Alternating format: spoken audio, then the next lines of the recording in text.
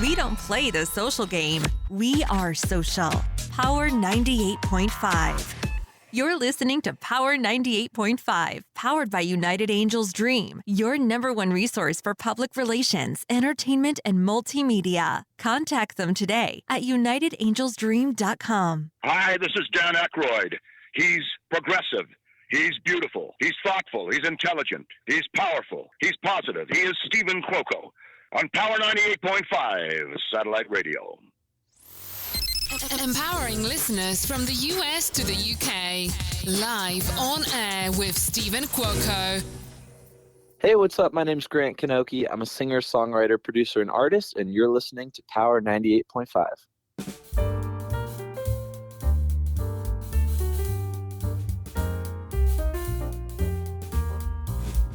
As always, good morning, good afternoon, and good evening. From here and all around the world, I'm Stephen Cuoco, and you are live with us on Power 98.5 Satellite Radio. It's been a very, very good week this week. I've been hearing from people that the time change is messing them up. Christmas is just around the corner, and it really is an exciting time. It really, really should be an exciting time. Yes, there's a lot going on in politics. There's a lot going on in the world. There's a lot going on in your community. And it's serious. And there are things that should be taken serious. And then there are times when it's really, really healthy to unplug.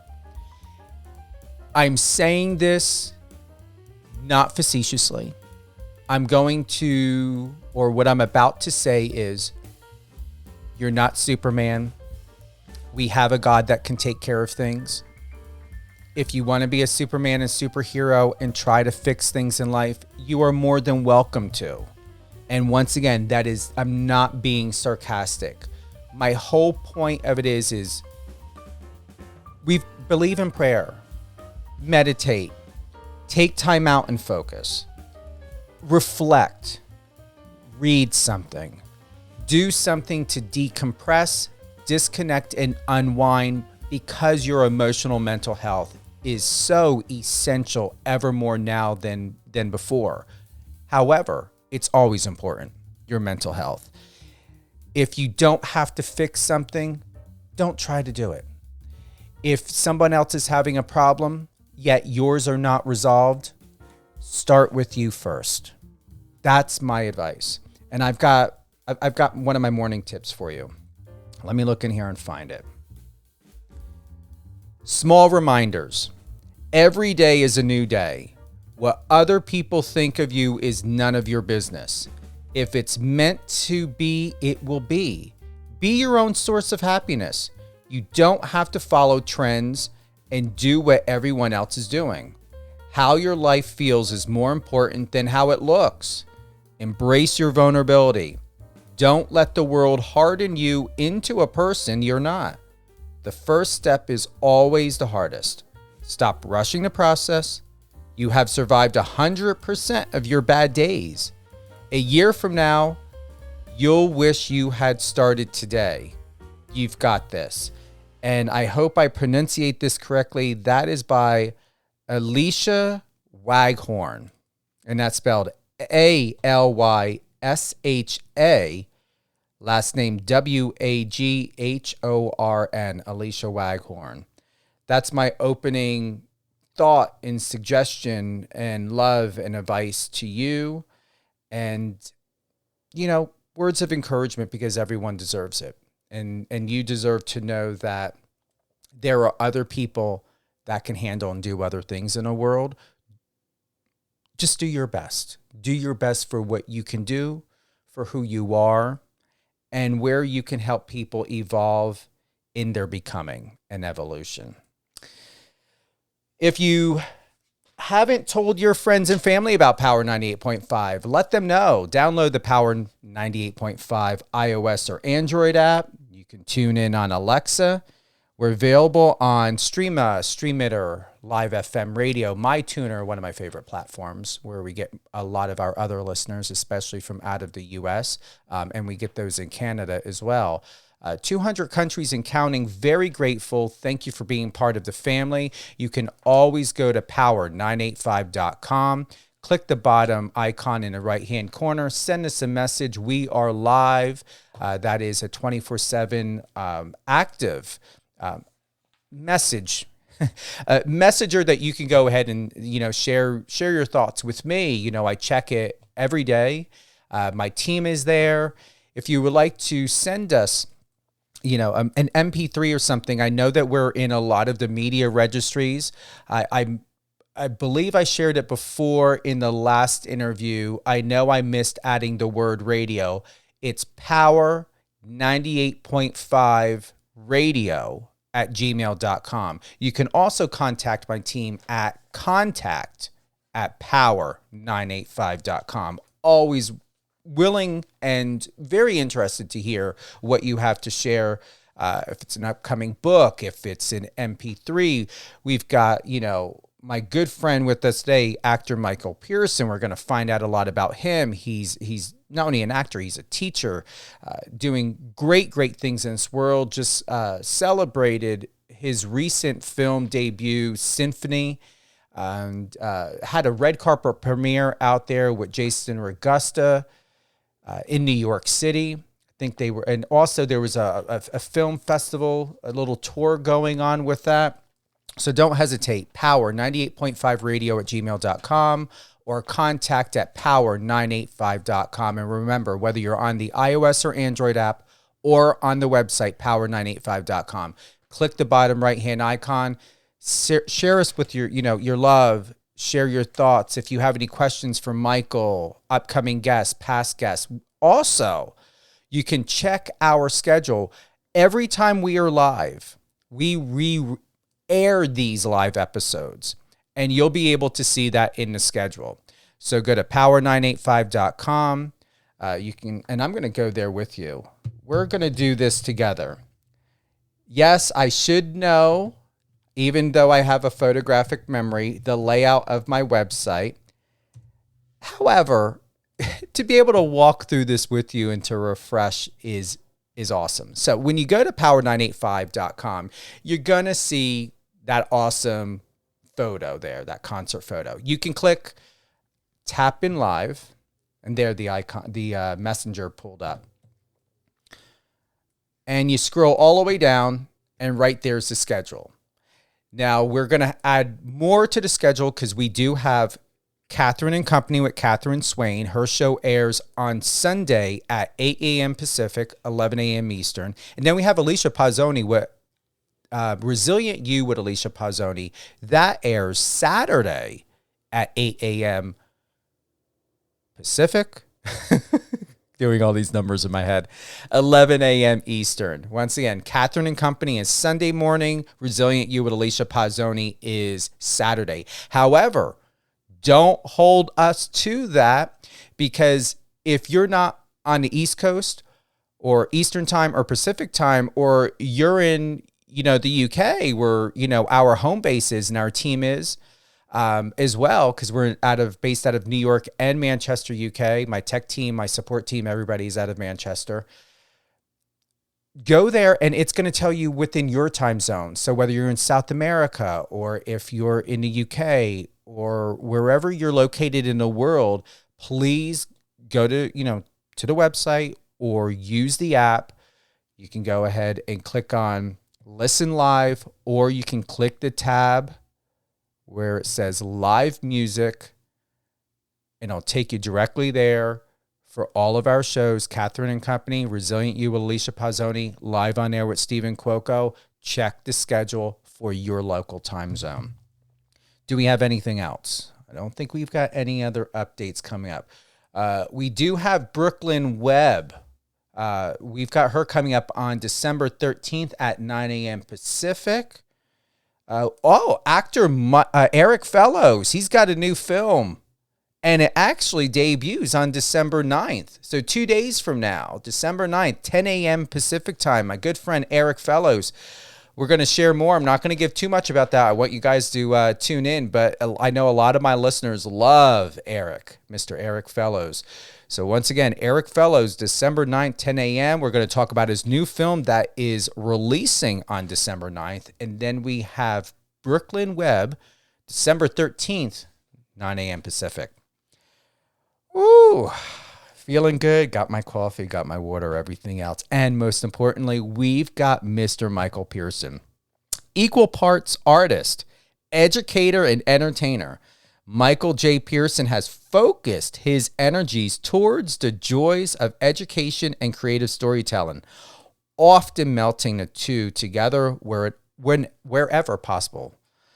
Michael has collaborated in award-winning theatrical productions and films across the globe, and he educates the next generation of artists as an occasional high school teacher and has over 10 years experience growing and directing youth camps from the ground up. Somewhere in there, Michael also managed to fit in 5 years as an exotic animal handler where he performed live educational shows around the greater Toronto area under the moniker Madagascar. Oh my God. Michael, that's not Madagascar. Is that Madagascar Mike? Madagascar. Madagascar. I messed that up even with the little cartoon movie. Madagascar. Madagascar Mike. Today he continues to captivate the attention of audiences, young and old, whether it be for the stage, camera, or classroom. Michael's latest feature film, Symphony, a curiously devised horror anthology composed of emerging filmmakers and talent across the globe, was featured in Looper's article, The 17 Most Anticipated Horror Releases to Watch for the End of 2022, and currently streaming on Apple TV and other streamers. Excited to have you here with us today, Michael. Oh, I'm excited to be here. Thank you for having me. You are very welcome. I ever come into production or, whatever it may be, I got to get that word right. I don't know why it trips me up every time. Which word is that? That Madagascar. I'm making you say it. Yeah, no. Madagascar. Madagascar. Yeah, Madagascar. You would think that would be easy, but there's just, I don't know. It's the way I'm reading It's a lot of syllables. Yeah. And my first stage name I went with was Mustang Mike. The first time I said that in front of a group of children and parents, it just didn't sound right. It felt like more like a stripper name. So I quickly changed it to Madagascar. Well, either way are great talking points, but I do like the first recommendation that you had because it's, wait, what? Because then the parents would be like, my child goes to his school. Yeah, it's been fun trying to balance artistry and education and balancing on the line of appropriateness and all that. So it's been an interesting life. Well, we know one thing of it is you've got great character, a beautiful sense of humor, an enormous spirit, and I highly doubt anything about you would be inappropriate in a way to where someone could criticize. That's just not who you are. I would hope to think so, but I appreciate you. You agree with me? You've got a couple things going on. We're gonna, I don't know if we call it a project or what, but let's start with what I'm passionate about. All of this. What really moves me is something that most recent that you shared. You were asking for advice in a group that we're in. What's going on? You're going to be educating young students, and this education is very important because you're helping to shape people's lives. And with that being said, it's a very serious and important gesture to be an educator like you. What will you be teaching? Why teaching? And what makes it most rewarding for others, including yourself? All right, starting big. Well, let's start small. So the what? So tomorrow actually is day one. So 8 a.m. tomorrow. I'll be stepping in and helping out at a regional art school in Mississauga to teach a grade 9 and 11 group of classes. Specifically, they've asked me to go over podcasting. It's the media unit, and they want to have the students learn about podcasting and eventually create their own podcast if I can get them interested and dedicated enough to the process. And on top of that, there will also be an Indigenous Studies unit for the grade 11s, which may or may not also include podcasting. And that starts tomorrow. It's a short-term thing, so like I haven't accepted a full-year contract or anything like that. It's 4 to 6 weeks just to step in while their main teacher is indisposed for that time. And yeah, you said you have a group that you connected me with, time to blur, a couple months ago. And I asked any thoughts, because I have a plan. I was given one, but I was also given freedom to give my own spin on it. And once I started looking into your stuff and how lauded you are when I'm told you are, I realized just the extent of it. Like you, among others in the group, are absolute experts in the arena, it seems like. So I was very curious to get your opinions on the matter. And after one 5-minute conversation, you gave me plenty to work with. Because I'll be honest, I don't consume a ton of podcasts myself, but I am fully aware of select few that I do not appreciate. And you kind of echoed the same thoughts. So I was very happy and appreciative to get the few words that you shared on the matter.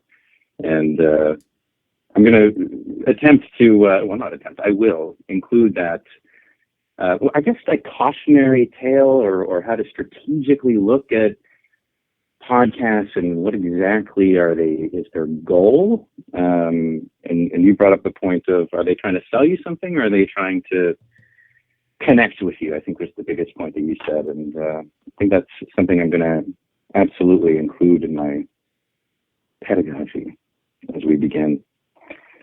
You also asked why. Why do I teach? Why does anyone teach? That's a big question. I realize all of a sudden I'm now a voice for all teachers across the world. No pressure. No, none at all. Honestly, I have a goal of bringing people up and helping develop perspective and confidence and individuality, and like most specifically for me as an individual teacher, I think that's kind of teaching in general, but for me as an individual, creativity, playfulness, curiosity are, one of the top 3 things that I love to try and build with my students. I'm lucky enough to work in a regional art school, so 80% of the student body has to audition to even get into that high school. So they already have that within them. So I get to play around with building it up even more so and really setting the foundation. And that's kind of what guides me through everything I do, whether it's summer camps, even if it's not in an artistic field. I've done summer camps building for the medical world. My wife works at a hospital, pediatric hospital in Toronto, and I was helping build something there. But even still, even if it was on medicine and fostering curiosity, it was fostering curiosity within the medical industry. So, yeah. Why? Build creativity, playfulness, and curiosity. And I have forgotten. You asked for 3 things. I've forgotten what the third one was. What was the third one? What was and I'm maybe slightly paraphrasing here. What does it do for you that you've learned in your life of who you, and I'm actually asking a new question. It is the question, but I'm rephrasing it. How has being a teacher impacted your life personally and professionally to what you've learned through other people that you've taught, that have taught you as well? Remember, I told you a true master is a student and teacher all at the same time. How has being a teacher served you in that manner, in that capacity? The first thing that pops in my mind is how easy it is to be influenced by other people around you. for better or for worse. During my times as a student, and then as a teacher in training, and then a teacher myself, I've become hyper aware of the other students when I was in high school and university and theater school and teachers college, and then the teachers that I was lucky enough to receive education from, and my colleagues now. It is easy to look back and think about the most influential people in your life. But it goes both ways. It's easy to remember the people that had a huge, profound, and positive impact on your life. Unfortunately, I think it's just as easy to remember the people that had the worst. And, you know, I wanted to be a part of the better side, you know, the positive. Because I remember the teachers in my education. Am I still there? You hear me? Oh yeah, absolutely. Yeah, I just muted my mic, so we got you clearly. So like I remember the teachers that I still have on my own social media that I still connect with today. My drama teacher from grade 9 is also on the roster of the current agency I'm with, and I still talk with her often. And she was, I think, Miss Zucan, if you're listening, I'm talking about you. She was the reason I got into artistry. I took grade 9 drama because honestly, I thought it would be an easy grade. And I even tell my students this. It was not some altruistic, creative spirit. I just thought I'd be able to get an easy A. But she helped me discover what I was truly in love with as a young grade 9 kid. Mm. And I know other people, students of mine, friends of mine who say, you know, their introduction to grade 9 drama sucked and they hated it. And I know that some of those same people are creatives today, and that's when I learned is entirely on the educator. It's their responsibility to foster that creativity and most specifically curiosity within the subject. And I think that's what I've learned so much is I think it's the responsibility of any educator, but also on the students to build that curiosity and to be open for the student, be open to the curiosity, for the teacher, do everything you can to build that curiosity. And if you can throw empathy in there somewhere, even better. I like that. And we're 9th grade, memory serves me correctly. That's 14, 15 years. Yeah, I'm here. Can you hear me? Michael? Uh-oh. I no longer hear you. I'm here. You there? Hello? Uh-oh, we may need to do call back. Hold on. Let's call him back.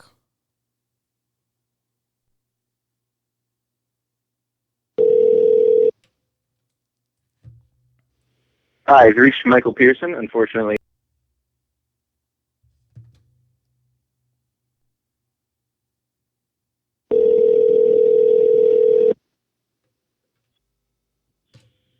I'll be back. Yeah, that never happened before. And I did not have my mic on mute. Maybe it's on my end. I got full bars. It looks like I should be okay. Yeah, you're good. What I was asking at the time, memory serves me correctly, and just so everyone knows, and this is a great reset. We've got Michael J Pearson. He's equal parts artist, educator, and entertainer. Michael J Pearson has focused his energies towards the joys of education and creative storytelling. Michael has collaborated in award-winning theatrical productions and films across the globe, educates the next generation of artists as an occasional high school teacher, and has over 10 years experience growing and directing youth camps from the ground up. And moments like this, I know people like to go in and polish things up. I like to keep it real. And I just want to let you know that this isn't going to get polished up. What we're going to post and publish and share, we're going to keep all this in because this is what makes for teaching other people that perfection doesn't always work, because you can't teach if we don't know as a community of what can happen. And this is a point. All right, I'm processing here. I just got this woof of inspiration. I look forward to you and encourage you to take this moment, Michael, and share this with your class. That no matter how great the bars are, no matter how exceptional the signal is, no matter how expensive you've got of a Wi-Fi of a terabyte or whatever, things like this happen. Even over at NBC, even over at the major networks, you get a lot of polished stuff. Even in lives and doing what we're doing, it can come out as flawless as it can be.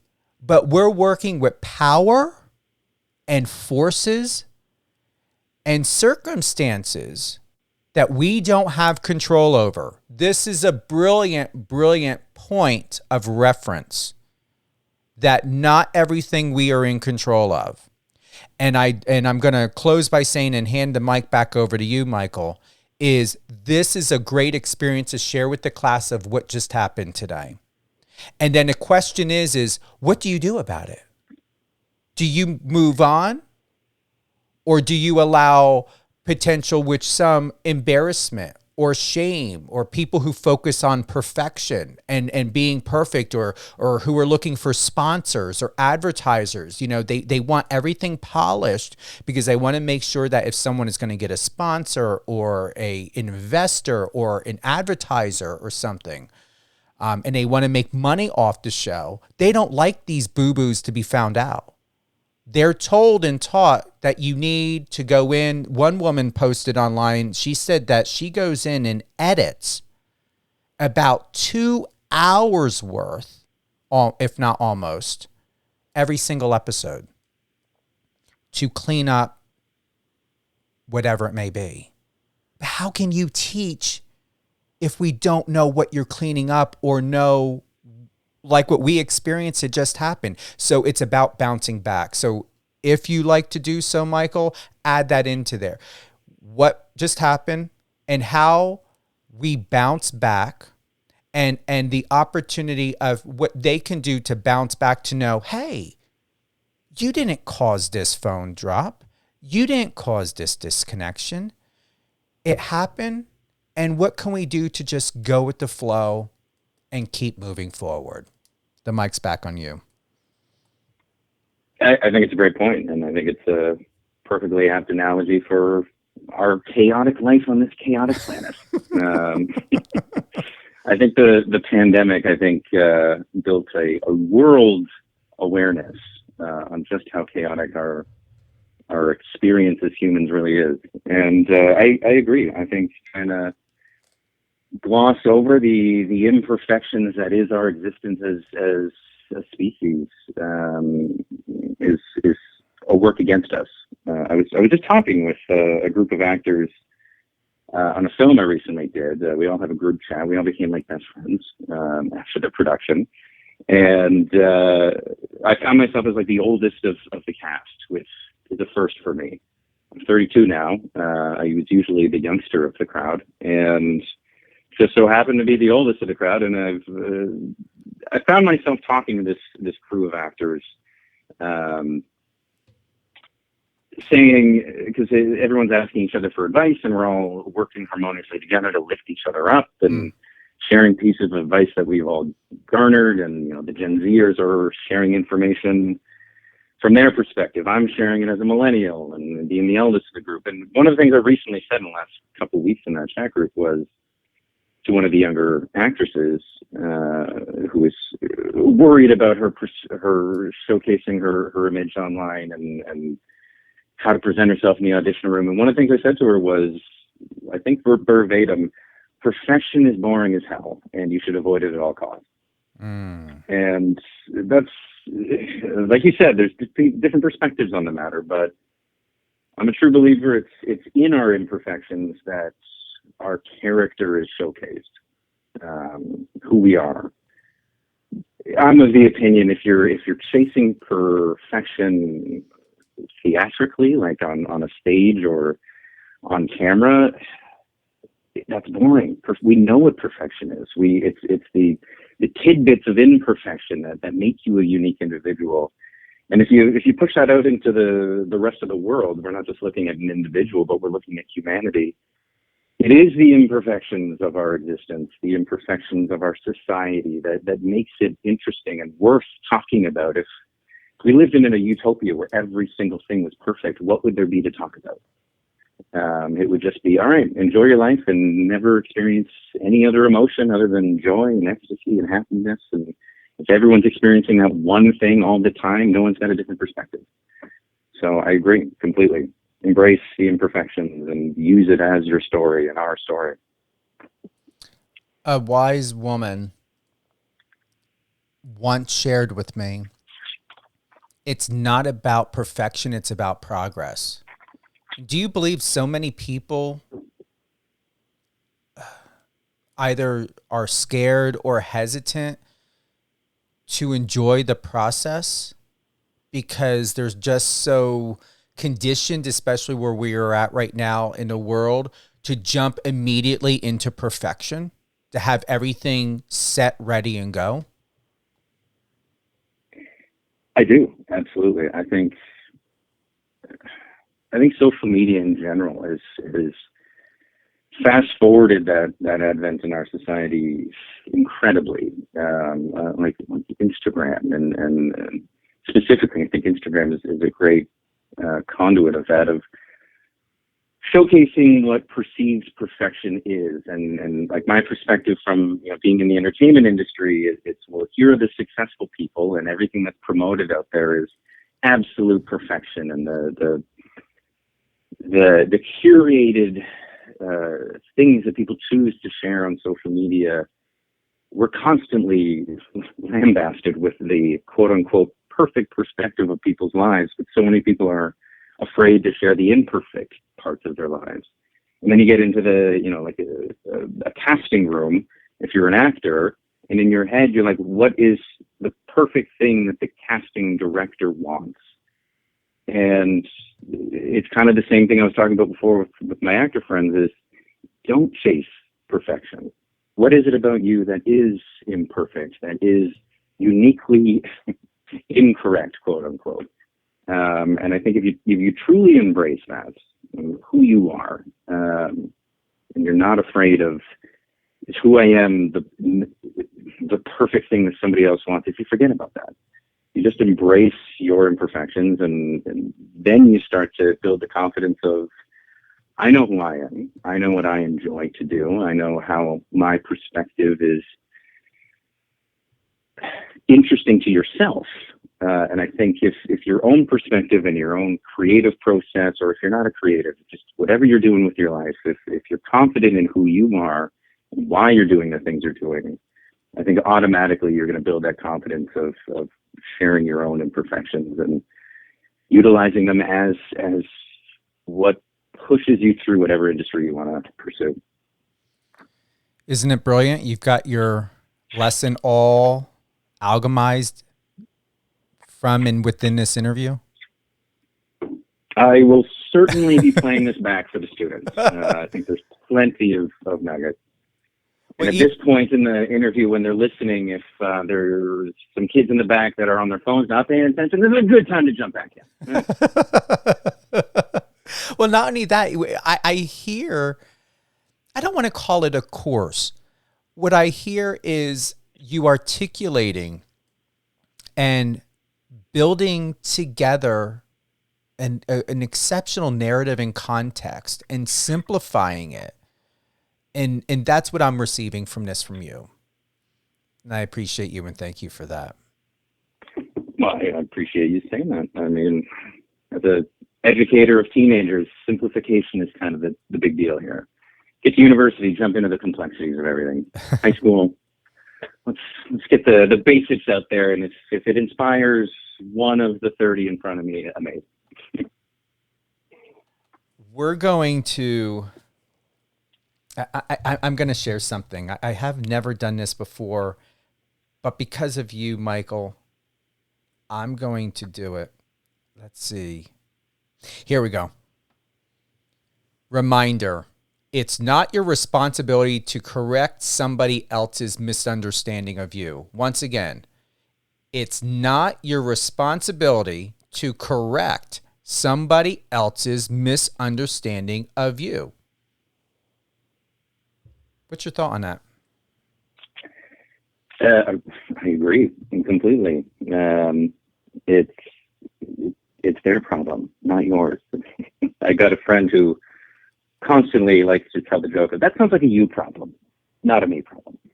And if you understand yourself entirely, and my dad is, I'll say that's not an easy thing to do. It takes plenty of reflection and building of confidence and self-discovery, which I think everyone is in a constant journey of. It doesn't just happen and you stop doing that.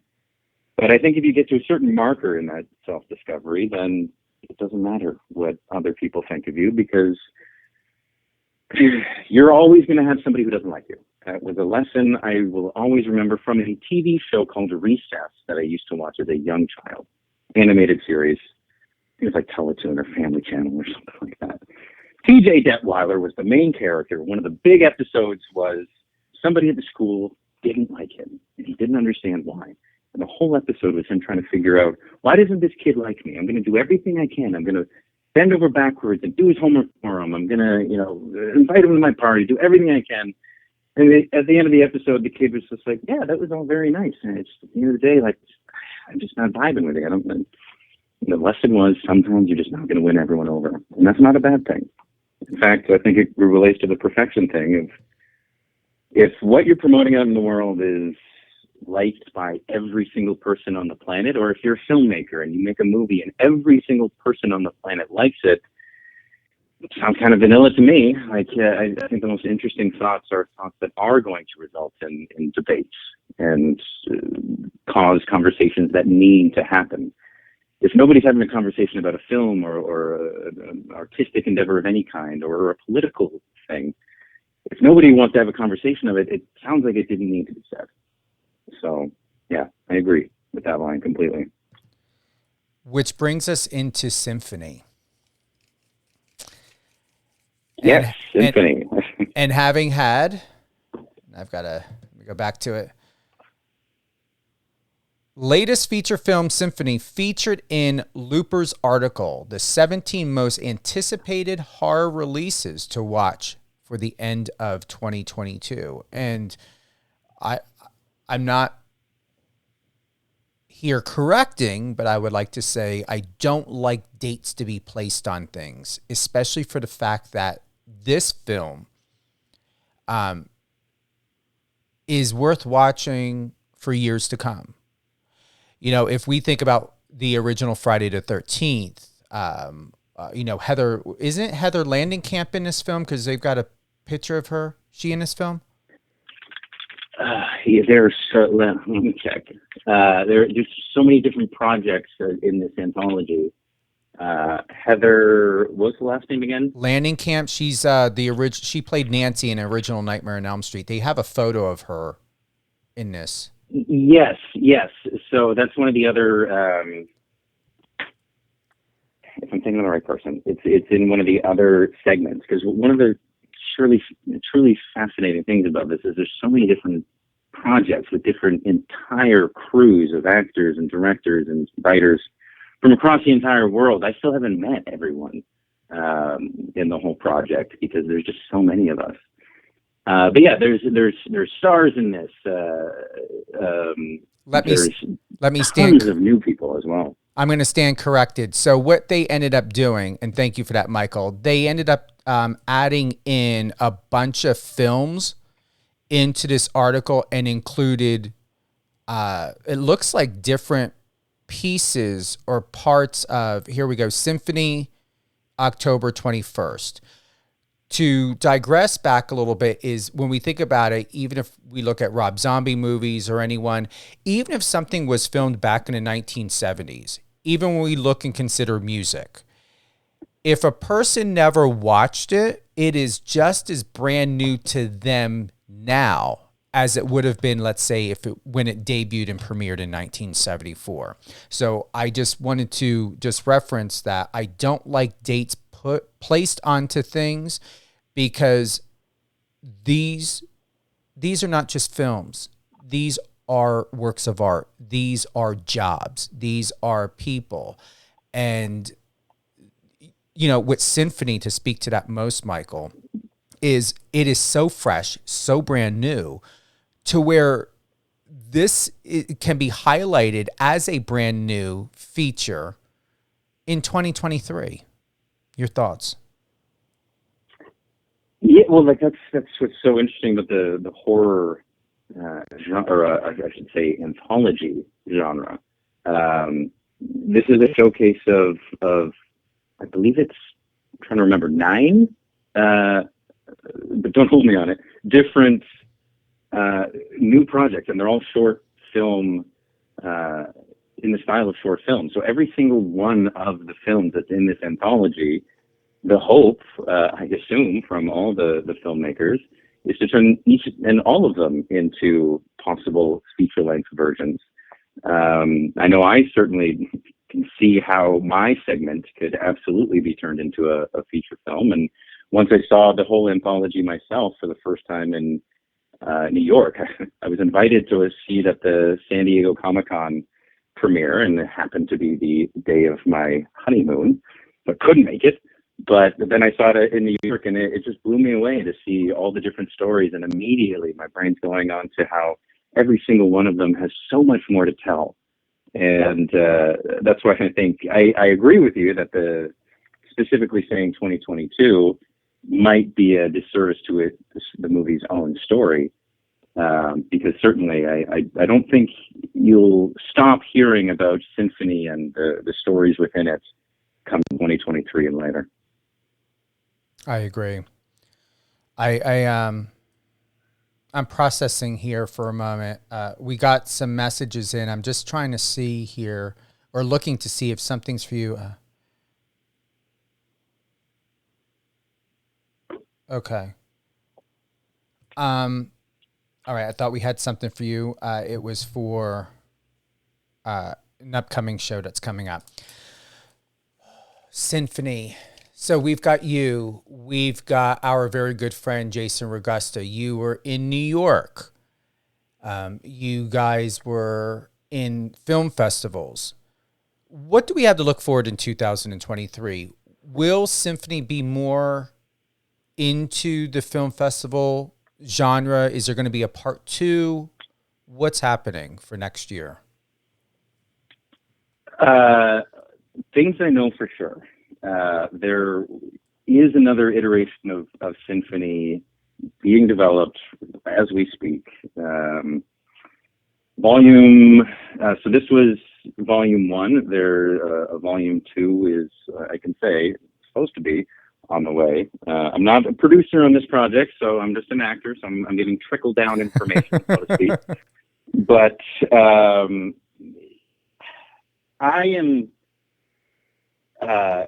confident, outside of the volume 2 of the anthology series, which is expertly owned by Sebastian Dill and Michael Galvin and so many people. They're continuing what they're doing, which I think is specifically focused on giving a voice to emerging talent, and they continue to do that. One of the things I love is one of their mandates is they want equal representation in the filmmakers they choose for their anthology to be equally weighted with both female and male creators.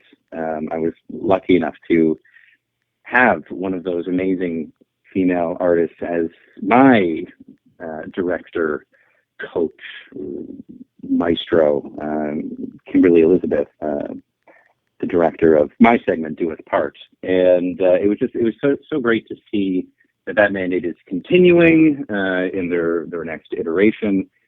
But outside of the anthology specifically, I would be surprised if at least, if not one of these several shorts found the interest to be developed into a feature film. I'm confident more than one will certainly be, if not already being considered by the powers that be out there.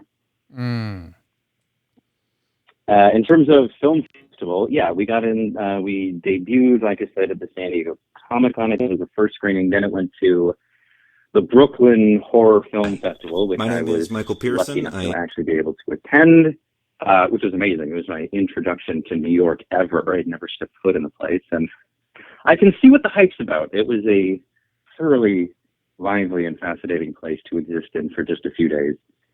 And then it immediately went to the Nightmares Film Festival, which I'm fairly certain is in Ohio, and racked up a lot of interest over there. And that is the extent of my knowledge on the festival circuit. But like I said, I get trickle down information. So Jason Regosta might be a great guy, but he might be a better person to ask in terms of that, because he's higher up in the ladder in that information. Yeah, Jason knows I want to I want to get more into acting. I put it on pause when I was a teenager due to a situation, just an experience I had with someone else, and decided to take more of the legal representative role. And now, being where I'm at today, I'm looking forward to getting back into it and to be part of it. So who knows? I hope Jason puts us on a project together, and instead of being behind the scenes, can get in front of the scene with you, in front of the camera. I mean, that'd be great. Just talking to you on a human level, I can feel we got a vibe, Stephen, that not everybody has together. Everyone's got energies, right? And so like you said before, not everyone's going to like you. And having never met you in person, I can still feel the energy just through the conversation. So that's the first step. When finding scene partners is, are your energies vibing? And I can say ours are. So I'd be happy to get in front of a camera with you, my man. Looking forward to it. Anything else going on? Upcoming projects? You've got your class that's happening. Symphony is still rolling. It's going to roll into next year. And there's got to be more happening with you, isn't there? My life is chaos, but I chose it. I've got several projects coming up. We haven't spoken of it. There's a radio play I was lucky enough to be a part of. It's called The Departure Train, and it's a radio play that follows a elderly woman who is on death's door, and in kind of the in-between stages of death's door and the next thing, her in-between stage personifies itself in the form of a mystical, I think mystic is the wrong word, but a magical locomotive that takes her across her own life and her daughter's lives, and reflects on everything before she reaches the final stop, so to speak. Mm-hmm. And I play a supporting role in it. I'm one of the how can I say it? One of the pricks in one of her daughter's lives, which was fun to be a part of. It was produced by Michelle Toscher, Tocher, and it's going to be released soon. I don't remember a specific date, but it's an interesting project because they're marketing it towards long-term care home facilities, which I think everyone, at least I don't know how it is in the States, but that was such a chaotic place in Canada during the pandemic and continues to be. So they're kind of focusing efforts towards telling that story to the older demographic. But I'm of the opinion, and the producers agree, it's a story that I think every age should listen to. So there's that. There's I've got a indie film called Door into Darkness that is premiering, I think, like next weekend in London, Ontario. I connected with some indie filmmakers from London, Ontario, and we shot in the heart of the pandemic. I did like 3 or 4 movies during the Toronto's infamously long lockdowns. There's another one, Unfriending, the Butler Brothers, that I spoke about the cast earlier, how we had a group of actor friends that we all immediately connected with and are still friends today and talk all the time on a group chat up via Instagram. Unfriending, Canadian film, which I'm very proud to say, one of the things I want to include as part of my voice is promoting Canadian talent, because I think we need it.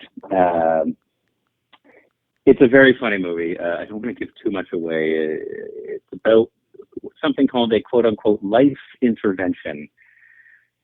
And I play a very comedic character. In my head, I just called him the hipster douchebag. Bad word, students, but that's what was in my head. It was really funny. I tried to emulate my love of Jim Carrey. I grew up watching him as a kid, and overacting kind of on purpose for comedic value. I mixed like his Ace Ventura character with Sax from Wedding Crashers, like the prickishness that was in that role. I kind of tried to meld them together, and we had so much fun on set, and I truly think it's going to be a great movie. I haven't seen it yet. Butler Brothers, if you're listening, get on it. We're all dying to see it. Another film, I in Transition, very fascinating, kind of like Space Odyssey type thing. I know very little about it, even though I'm one of the leads, but I think it's going to be an interesting film, helmed by another Canadian filmmaker, Danny McGuire. I think that's, in terms of projects that I have coming up, I may be forgetting a few, but it's been a busy pandemic, but those are the ones that pop into my head immediately. I'm excited for you, and I guarantee you we are nowhere near done hearing the name Michael J. Pearson. And I know I'm not, because Jason, if you are listening, Mr. Augusta, I want to be on a project with Michael. I'm serious. Well, I don't care if it's a horror. I don't want to call it a spoof, but one of those, I don't know, like what Casper Van Dien does. I like his films. Like they're supposed to be horror, but they've kind of got a comedy edge. Like you're brilliant. Like you remind me of like a Seinfeld show. And I'm excited for you, proud of you, excited for you, all of those things, because I'm even learning from you just by you being who you are. It amazes me. Right back at you, man. I've been 2 conversations on the phone. I've got notes upon notes on how to grow myself and also to help grow the students I'm starting with tomorrow. So the appreciation and respect goes both ways. Who would you like to give a shout out to, Michael? Shout outs. I love film. If you saw my promotional video I made for you, there's I've got posters upon posters on my wall. And I was lucky enough to, with my wife, Natasha, we went to see the Toronto Film Festival, International Film Festival. So we TIFFed for the first time this year, and I saw some incredible films. And there's a couple out that I do want to promote, and I have nothing to do with them. But my favorite film at TIFF was Triangle of Sadness. Ruben Östlund, the filmmaker from Sweden. I loved a ton of movies, but without a doubt, that was my favorite movie I saw. I believe it's in theaters still. Watch it. It's like you said, it's you have an interest in dark comedy. This is the darkest, jettest, blackest comedy I've ever seen. I don't want to give too much away, but like there are horrific things happening, and you're laughing at it, like people dying in people's arms, and you are gut busting laughing. Oh my God, can you imagine what psychologists would say about that? Well, and I know you've got a psychology background, right? So you got to watch this thing. It is a scathing critique of class segregation, and it puts the uber rich and the uber famous and Instagram influencers and oil barons and just the elite of the elite, puts them on a luxury cruise liner like the likes of you've never seen, and then for 2 hours straight just makes them suffer and puts them through agony, and then the boat crashes, or I should say it gets stuck on an island, and then the whole final act, it goes off the rails. That's all I'll say. But it was such a great movie, and the fact that it's a foreign film, it was the director's first ever English language feature. I've never met the guy. I've never met anyone in the production. Not connected to it in any other way other than just being in the audience at TIFF. And you got to go see that movie. And if we're talking about foreign films, because I love talking about them, go see Parasite too. Bong Joon-ho was one of the first foreign films that just blew me away and got me into the foreign film world. But yeah, I'll settle those two movies because I think foreign films require their due promotions as well, and those two blew me away. Oh, they definitely do. Just, I think here in the States, this is just my perspective. I'm not saying this from a journalist or media or PR or public, a public relations viewpoint. But here in the States, I just believe that foreign films are just so not taken as serious as they should be. I agree. And like another one, All Quiet on the Western Front. I just watched that on Netflix, and the cinematography of one of the most ugly, beautiful cinematography of one of the most ugly things in human history. And another foreign film that blew me away. Mm-hmm. And I want to get it in before we end, because since we're on this topic of promoting films that I love, since it's on brand of being an educator, being an actor, one of the Copper Parks is the school I'm starting at tomorrow, the regional art school. One of the alumni, the students, has a film that has blown up on the festival circuit. Ethan Ng's, E-N-G, his Therapy Dogs is such a fascinating story. He lied to the school and made a film within the school, telling everyone it was a yearbook video. Turns out it wasn't. Turns out it was a feature film. It blends fiction and reality. The set that he used was an operating high school. Like, there's teachers in the film with their face blurred and trespassed around a lot of places, doing donuts in the school parking lot.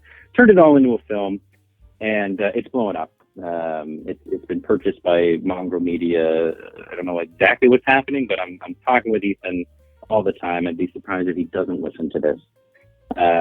But yeah, keep an eye out for Ethan Ng, and go see Therapy Dogs first chance you get, because it is, as an educator, I will say it is one of the most authentic perspectives of modern teenagehood.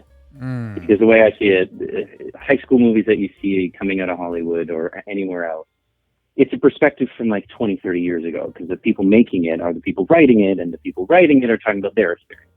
This film is, teenagehood today.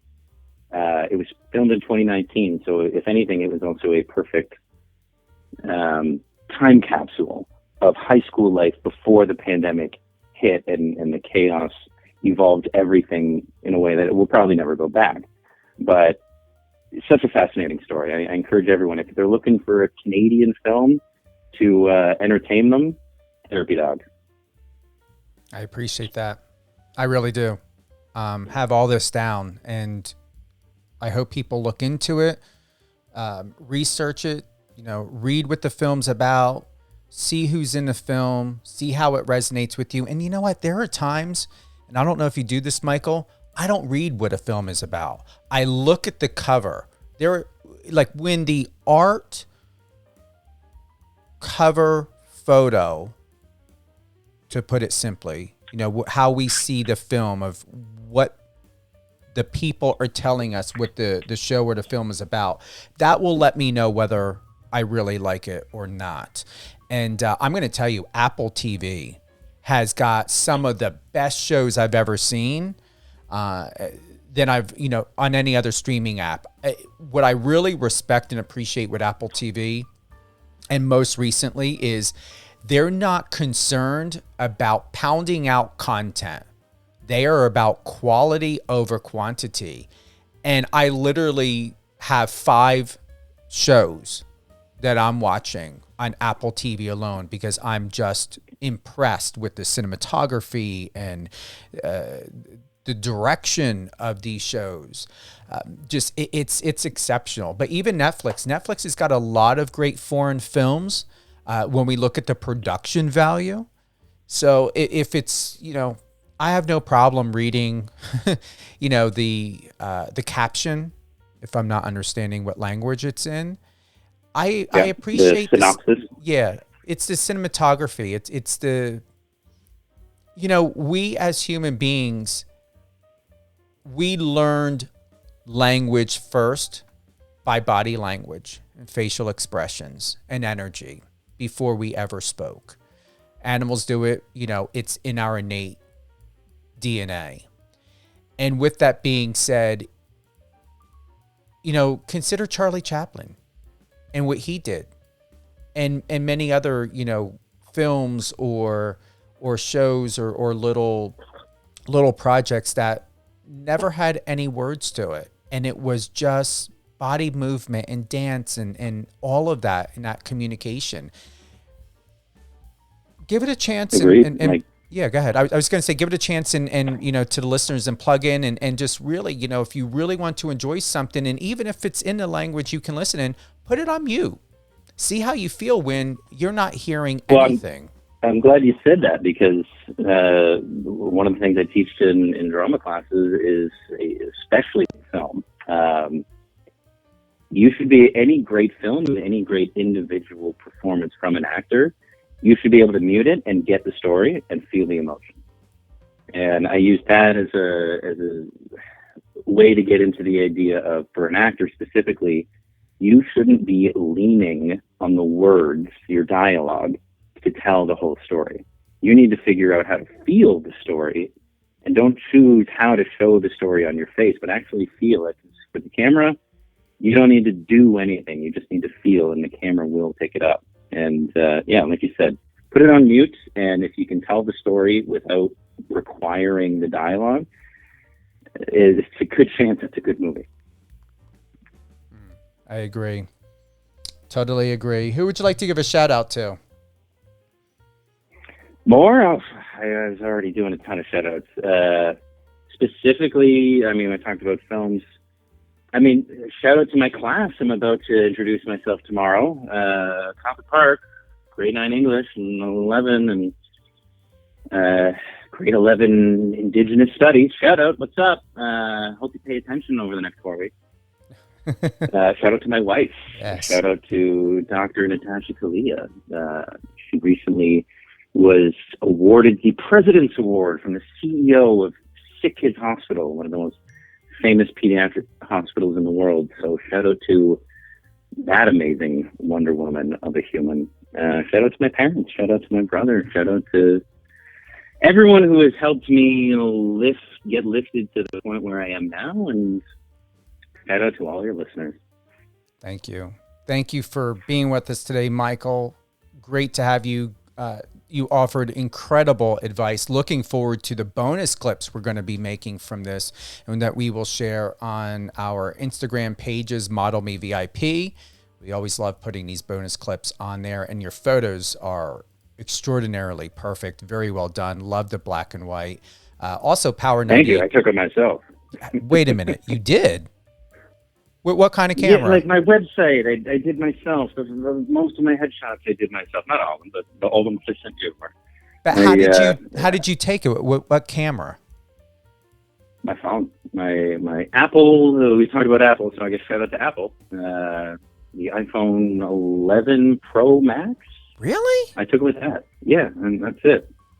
Oh my God! Like the entire movies are made via iPhones these days. Like there's entire film festivals that are dedicated only to films filmed upon phones. So yeah, the tech that Apple's putting out is with their phones, and this is the 11. I think they're on their Apple iPhone like 13, 14 now. Yeah. And those shots, for as long as you get your lighting right? Like I always say, like any real photographer will tell you, the device you're using does not dictate the quality of the photo. It's your awareness of how to use it. And be it an educator in all of the arts, I spent some time learn about photography and figured out how to get the best shots out of a small device. I would have never had thought that these photos, especially because of the quality and resolution, which can be problematic when we think about resolution.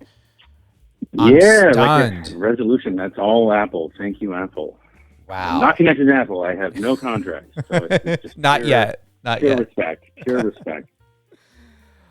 Any closing thoughts? I mean, we talked about a lot of great stuff. I think, I hope any creatives listening were listening to and took in. Be confident, know who you are, embrace your imperfections. I think was a big one. I want to reiterate that. And in terms of any, selfless or selfish promotions, I guess. I hope this helps result in more projects, because I am hungry to do more film and to tell more inspiring stories. And I want to work with amazing artists in the world of film. So if any of those are listening, Michael J. Pearson, what's up? That's right. That is right. Mr. Michael J. Pearson with us today, live on air with Stephen Cuoco on Power 98.5 Satellite Radio. Michael, thank you again for being with us. Definitely looking forward to having you on again. Looking forward to working on a project with you and co-acting with you. And what great press material we're going to have, with that. It would be an honor. It really would. Great people like you is what kept me inspired to not give up on my goal and my dream due to a situation that happened when I was younger. I recently shared this with someone. I was about 14, 15 years old. I was meeting with a producer and was invited to the office. And when I walked in, the producer closed the door and locked it. It wasn't closing the door that alarmed me. It was hearing the lock. And I remember I turned around from my right side to face the producer. And the look in the eyes and the smile and just this deviant predator type of look. I made it very clear that nothing was going to happen. And if there was going to be an attempt that something was going to happen, I would have gotten out of that situation. And that person would have not have gotten out of that situation looking the same as when the door was locked. So with that being said, that's when I decided when I was 15, when someone was trying to, which I didn't know at the time, but we all know and understand now, grooming, attempted to try to groom, had these little things and, putting it all together. Thank God to my parents who adopted me, especially my mom. She was really, really keen on that stuff. And so with that being said, it's, that 14, 15-year-old Steven has always been in there and always wanted to live and have a life and lifestyle the way you have in the world of film. I was like, all right, I'm going to put this passion on pause. If it's meant to be part of my life later, I will respect it and honor it. Right now, I know with what had happened activated me, and I took a situation and turn it into something extraordinarily great and positive, to know that I am capable and strong enough to fight for myself and defend myself, whether I need to, however I need to take action responsibly, not violently, responsibly. And also at the same time, knowing that during and after, there was no one there, even when I reported the incident. No one came to support me. There was no one there that legally and morally and ethically did anything to have some sort of repercussions against this person. And this person kept the position, kept doing what they were doing. And I thought to myself, I'm going to become a representative. I initially was going to be an attorney. I was like, I'm going to go into law. I'm going to fight for people who are like me, who were in a situation. And thank God I made it out without being violated. But how many people don't? But that's a violation and can mess with your psyche in itself. And with that being said, I decided, all right, I don't want to be in a court. I spoke to my dad, who's a military. I have people in my family who are military and law enforcement. And I thought to myself, all right, I don't want to be stuck in a courtroom. I have no interest going into, a job. I wanted to be, thought to myself, let me become a prosecutor in New Jersey, where I'm originally from. And I thought, what can I do? I literally prayed. I was like, what can I do that I will absolutely love? And I knew that, I felt that, I could feel that energy, Michael, in my chest, in my body, that I was always raised to know that you've got to do things in love and through love and passion. And if not, I've seen the damage of what it can do to people. And with that being said, I did some research, asked around, and I thought, public relations. I can still be a legal representative, study law, practice some law in certain areas, which I went into, of copyright and intellectual property. And I thought to myself, I can still be an advocate and an ally, but I also have the freedom to stay in a career that I absolutely love and respect, for what it can do to help inspire other creative people and encourage. But also I wanted to be very inclusive. And I thought, all right, I want to build an agency and build myself as a public relations representative that can work with anyone in any industry and be able to be that support system that they need and deserve. And over 30 years later, I'm still doing what I love. And with that being said, the 14, 15-year-old in Casper Van Dien was just so remarkable. And what he said to me was so profound most recently, Michael, in an interview I did with him, or, having him on the show. And that 14, 15-year-old Steven is like knocking on inside and giving me that vibration and that feeling of like, it's time again. You did everything you wanted to do. You did everything you could do for yourself and other people. You're still going to do it because you're on this wave, and it's going to still move and grow and build and expand. And now it's time to get back to something fulfilling, or more specifically, or something that fulfilled me. That's a passion of mine, just like what you're doing, Michael. And with that being said, I'm going to continue to be patient and persistent. Last year, I cast for 19 scripted and unscripted shows in combo. This year, I did about 16, 17. And I'm going to let every producer, every director, every writer, every person know that whether you need a television host, an on-air host, an actor, whatever it may be. Someone just recently told me you should go out for supporting roles, because this way you won't be limited and you can work on several different projects.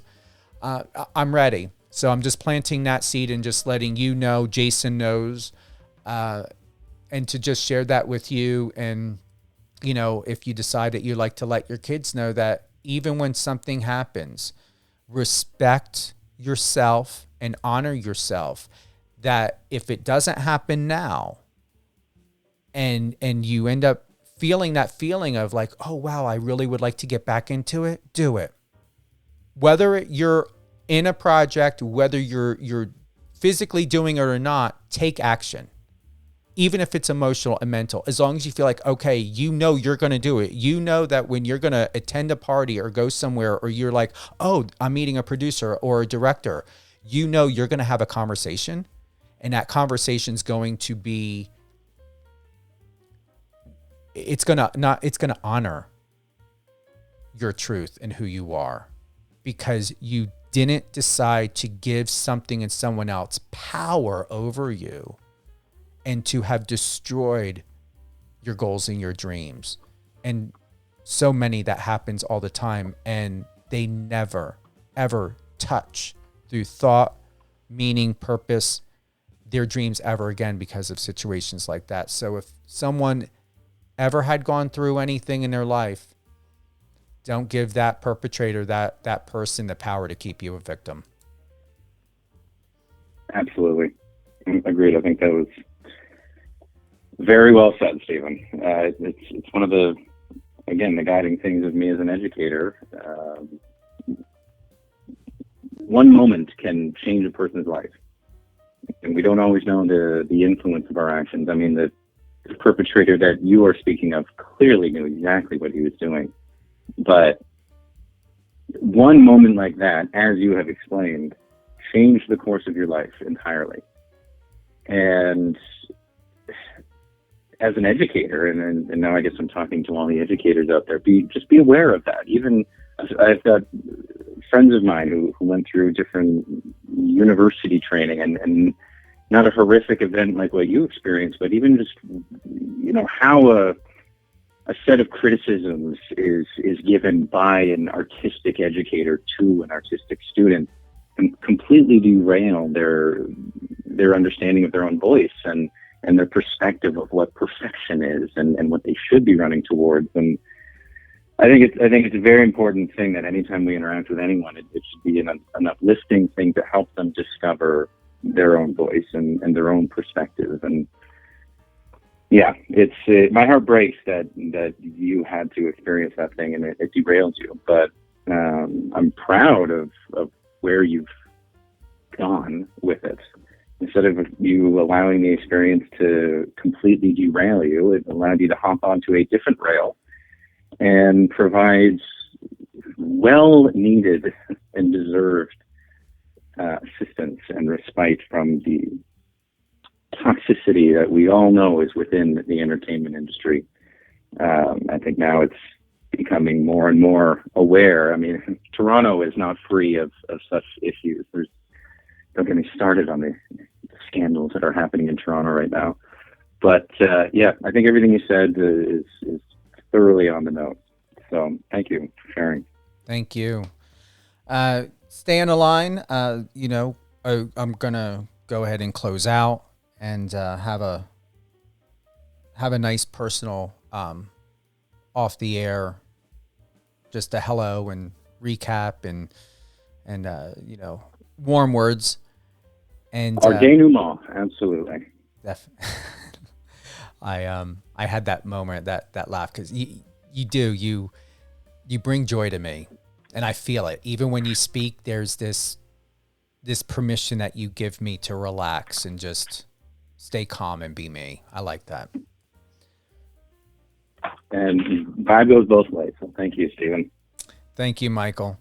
Thank you to everyone who joined us today live on air with Stephen Cuoco on Power 98.5 Satellite Radio. All great things, Power 98.5, whether it be Catherine and Company with Catherine Swain, Resilient You with Alicia Pazzoni, and me, Stephen Cuoco.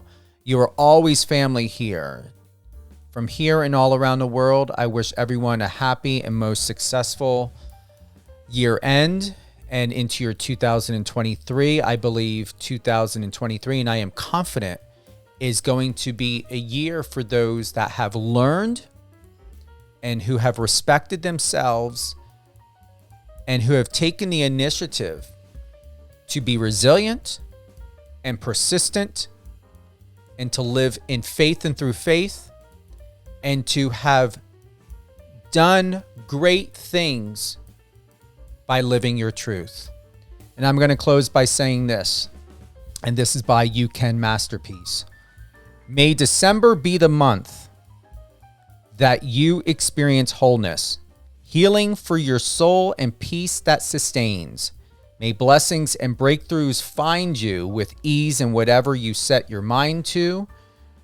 And don't let it be done. Let me rephrase that. May blessings and breakthroughs find you with ease and whatever you set your mind to. Do let it be done in love. May you receive the energy and strength needed to finish projects so you can reach higher heights. May this be the month that God enlightens what's dark in you, strengthen what's weak in you, and mend what's broken. Do things differently this time. Give yourself the grace of falling apart so you can fall into yourself again. And I added it says you can fall into, but I'm adding to fall into yourself again, or to bring yourself back into it. And whether you believe in God or are religious, let's just say this. As my mother had told me, God does not make mistakes. The fact of it is you are here. You are precious. You are valuable. You are life. And you are a life force for yourself. And that is something I encourage everyone from all walks of life to remember. You are deserving. You are appreciated. You are loved. You are respected because you are here.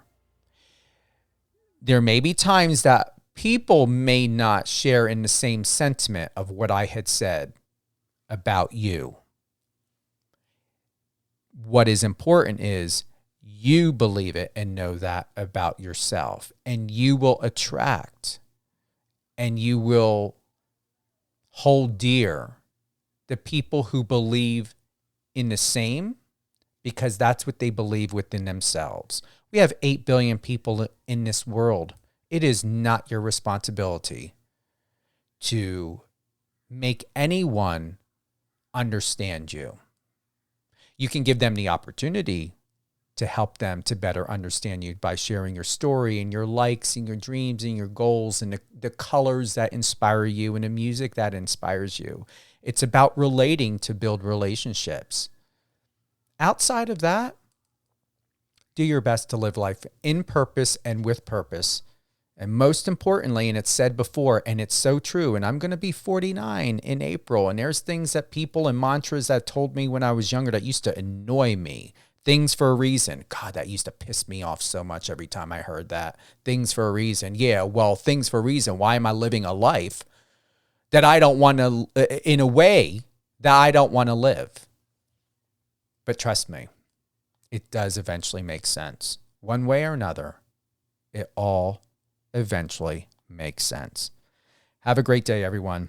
You're appreciated, you are loved, and you are valued. Most importantly, remember that for yourself, to always do things in love and with value. Have a great day.